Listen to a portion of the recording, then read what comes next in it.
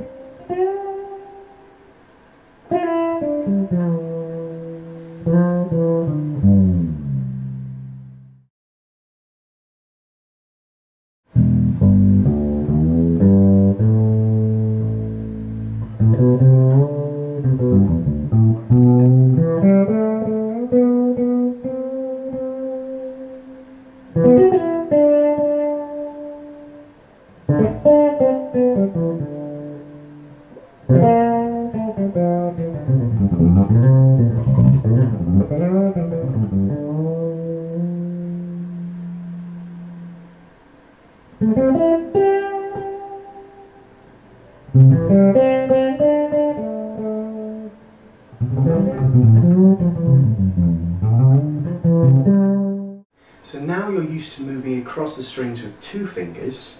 You're going to try and move across the strings now with 3 fingers. Now the main reason that I can use 3 fingers, a lot of people find it a little bit tricky, is because of the way my hand angle has been, basically the hand angle I've chosen. So instead of picking from this joint, which is what most people are going to be picking from, the problem with that is obviously every time you're picking, all 3 fingers are a completely different length. So what I do is I've basically taken what Billy Sheehan does and playing from this joint here. And what that does is it means all the fingers become the same length. Also, if I'm going to play with 4 fingers, they all become the same length, like this. So what that means is if I'm playing across the strings, I can play with a consistent right hand technique where all my fingers are the same length. And because of that, because I'm breaking from here as well, it gives me the ability to mute with my thumb, which is a little bit weirder than you're normally used to. I'm basically jumping for every string.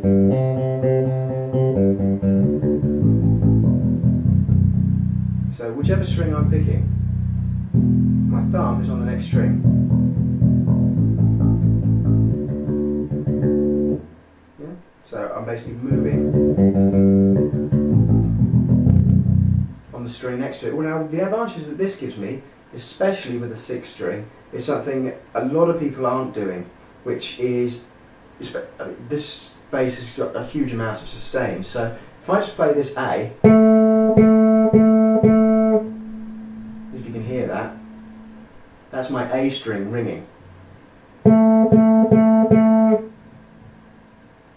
The same thing happens with an E.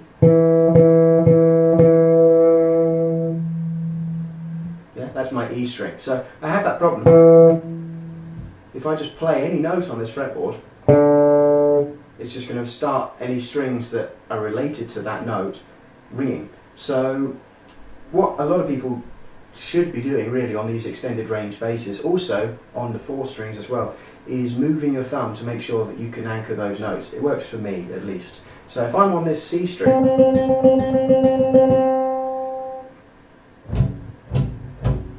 none of these other strings can ring. Yeah? So neither of those 2 strings can ring because my thumb is muting those 2 strings. So that's what I suggest you have a fiddle around with when you're moving across the strings. Try to see if you can make sure those strings are muted when you're playing them. Now with the right hand, with the 3-finger technique, essentially what you're doing is, what I do, is I keep a consistent 3-2-1, 3-2-1, 3-2-1 pattern going. I've seen some people go 3-2-1-2, 3-2-1-2, but I don't see it as efficient, mainly because your second finger is working just as hard as it would be if you were using 2 fingers, because you'd be going 3-2-1-2, 3-2-1-2, 3-2-1-2, which is no different from 1-2, 1-2, 1-2, 1-2. So your second finger is always going to be limited to the speed that it can go if you're using 2 fingers. So what I try to do is try to keep a conservation of motion in everything I play. And the main way I'm doing that is by taking those 3 fingers and keeping a 3-2-1, 3-2-1, 3-2-1. Now, obviously the disadvantage of that is if you're playing groups of 4 with 3 fingers, it's not as easy. So what we try to do is your accent is going to happen on a different finger each time. So I'm going to go 3-2-1, 3-2-1, 3-2-1, 3-2-1.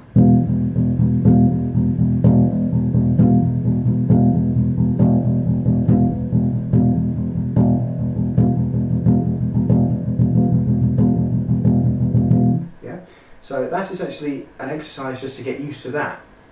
Taking those groups of 4 and trying to play those, accents there when you're using 3 fingers, but keeping a consistent 3-2-1, 3-2-1, 3-2-1, 3-2-1 pattern going. So if we're going to be using 3 fingers to ascend and descend the strings, it's now the opposite to how it was when we were using 2 fingers. So if I'm going to ascend the strings, I'm going to go 3-2-1, 3-2-1, 3-2-1, 3-2-1 if I've got an odd number of notes on each string. 3-2-1, 3-2-1, 3-2-1, 3-2-1. So you can already see where the advantage would be if you've got a 3-note per string, 3-note per string scale, for example.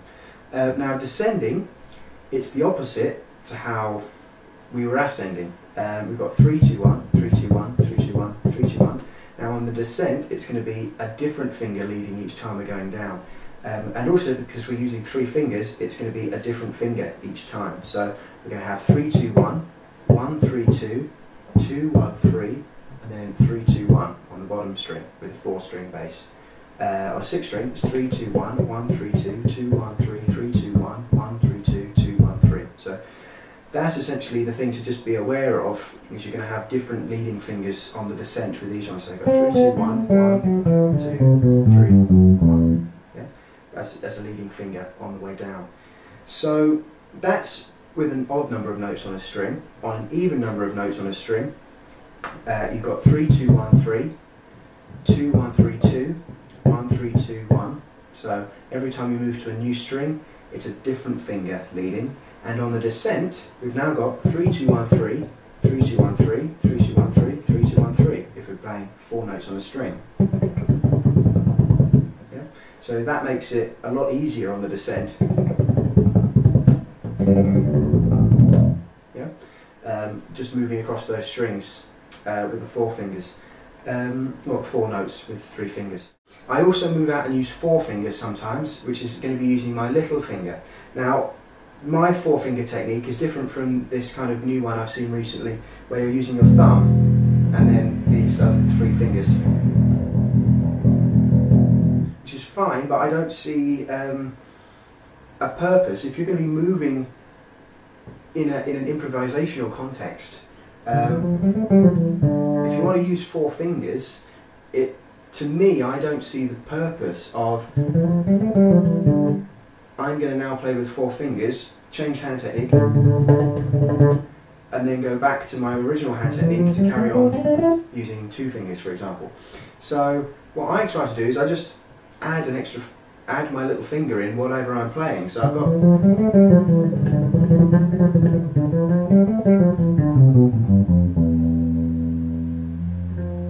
yeah.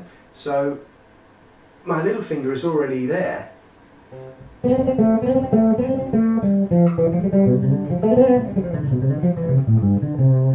So my right hand keeps its consistent pattern throughout everything, and I don't have to stop what I'm doing to use another technique.